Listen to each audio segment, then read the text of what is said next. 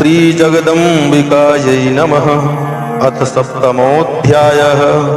ध्यानम्। ध्यायेयं रत्नपीठे शुककल्पठितं शृण्वतीं श्यामलाङ्गीं न्यस्तैकाङ्घ्रिं सरोजे शशिशकलधरां वल्लकीं वादयन्ती कल्लाराबद्धमालां नियमितविलसच्चोलिकां रक्तवस्त्रां मातङ्गीं शङ्खपात्रां मधुरमधुमदां चित्रकोद्भासिभालां। ऋषुरुवाच आज्ञप्तास्ते ततो दैत्याश्चण्डमुण्डपुरोगमाः चतुरङ्गबलोपेता ययोरभ्युदतायुधाः। तदृशुस्ते ततो देवीमीषद्धासां व्यवस्थितां सिंहस्योपरि शैलेन्द्र शृङ्गे महति काञ्चने। ते दृष्ट्वा तां समादातु मुद्यमं चक्ररुद्यताः आकृष्टचापासिधरास्तथान्ये तत्समीपगाः। ततः कोपं चकारोच्चैरम्बिका तान् रीन् प्रति कोपेन चास्यावदनं मषीवर्णमभूत्तदा। भ्रुकुटीकुटिलात् तस्या ललाटफलकाद्रुतं कालीकरालवदना विनिष्क्रान्ताशिपाशिनी विचित्रखट्वाङ्गधरा नरमाला विभूषणा द्वीपिचर्मपरिधाना शुष्कमांसातिभैरवा अतिविस्तारवदना जिह्वाललनभीषणा निमग्ना रक्तनयना नादापूरितदिङ्मुखा सा वेगेनाभिपतिता घातयन्ती महासुरान् सैन्ये तत्र सुरारीणामभक्षयत तत्बलम्।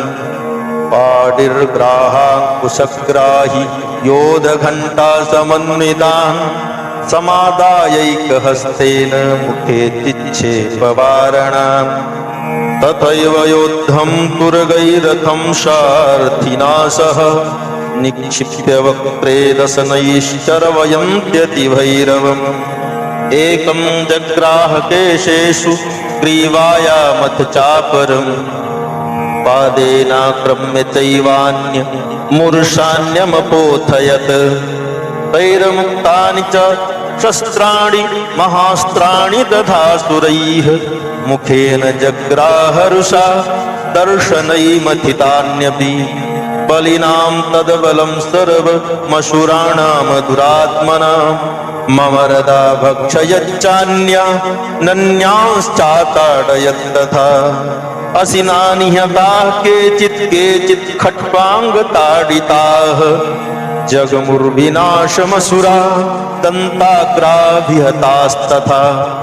क्षणेन तद्बलं सर्वमसुराणां निपातितं दृष्ट्वा चण्डोऽभिदुद्राव तां कालीमतिभीषणां शर्वरशैर्महाभीमैर्भीमाक्षीं तं महासुरः छादयामाश्चक्रैश्च मुण्डः क्षिप्तैः सहस्रशः। तानि चक्राण्यनेकानि विस्मानानि तन्मुखं बभुर्यथार्कबिम्बानि सुबहूनि घनोदरम्। ततो जहाशातिरुषा भीमं भैरवनादिनी कालीकरालवक्त्रान्तर्दुर्दर्शदर्शनोज्ज्वला। उत्थाय च महासिंहं देवी चण्डमधावत् गृहीत्वा चास्य केशेषु शिरस्थेनाशिनाक्षिणत्। अधमुण्डोऽभ्यधावत्तां दृष्ट्वा चण्डं निपातितं तमप्यपातयद्धूमौ सा खड्गाभिहतं रुषा। अदशेषं ततः सैन्यं दृष्ट्वा चण्डं निपातितं मुण्डं च सुमहावीर्यं दिशो भेजे भयातुरम्। शिरश्चण्डस्य काली च गृहीत्वा मुण्डमेव च प्राह प्रचण्डाट्टहास मिश्रमभ्येत्य चण्डिकाम्। मया तवात्रोपहृतौ चण्डमुण्डौ महापशु युद्धयज्ञे स्वयं शुम्भं निशुम्भं च हनिष्यसि।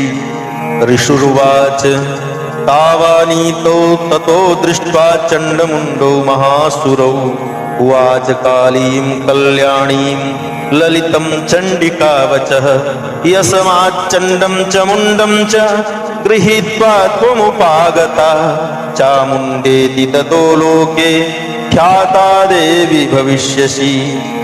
ॐ जय जय श्रीमार्कण्डेय पुराणे सावर्णिके मनमन्तरे देवी माहात्म्ये चण्डमुण्डनाम सप्तमः